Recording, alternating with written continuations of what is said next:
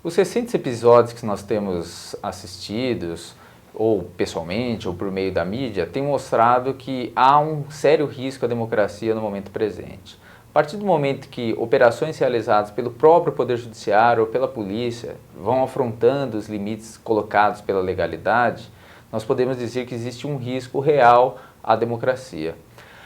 Nós tivemos um episódio recente de invasão de um sindicato pela polícia militar, remetendo a tempos em que a polícia exercia uma espécie de uma repressão política às instituições da sociedade civil, que é um episódio de extrema gravidade e que, infelizmente, não ganhou a merecida atenção da nossa imprensa, na medida em que os próprios meios de comunicação também fazem uma espécie de um filtro daquilo que lhes interessa ser noticiado ou não. Mas existem sim episódios que vão mostrando que existe um risco à democracia na medida em que essa busca pela punição daqueles que são acusados de terem transgredido a lei tem que acontecer dentro da própria legalidade. Isso é um pressuposto da democracia. Não se pode pretender que alguém que é acusado de ter cometido uma transgressão às leis seja julgado fora do domínio da lei. E na medida em que nós observamos ações que estão extrapolando aquilo que está estabelecido na Constituição e outros diplomas legais, nós podemos dizer que isso consiste sim num risco à democracia.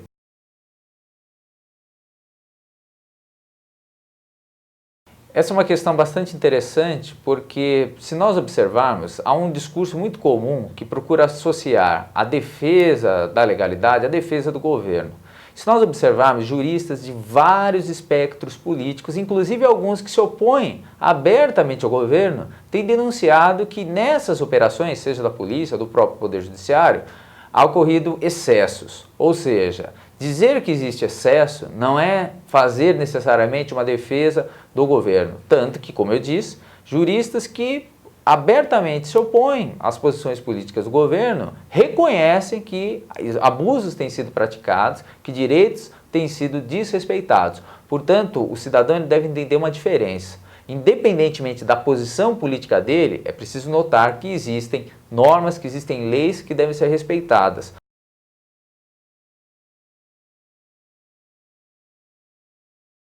Quando o cidadão ele observa alguma ação excessiva da polícia, ou excessiva do Ministério Público, ou do Poder Judiciário, e ele não gosta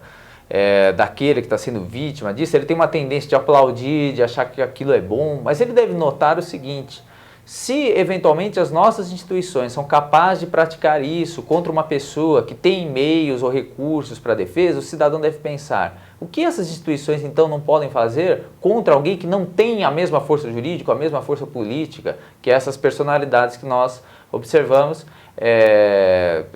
têm sido objeto dessas investigações e dessas ações. Se o cidadão comum não dispõe das mesmas armas, ele deveria ser o primeiro a pensar: bom, eu condeno esses excessos porque, se eventualmente for vítima desse excesso, eu não vou ter os mesmos mecanismos de defesa para isso. Portanto, acima de tudo, o cidadão deve estar bem informado, porque tendencialmente os grandes grupos de comunicação filtram as informações e colocam para o cidadão uma versão bastante parcial dos fatos. Buscar informações completas, buscar outras fontes de informação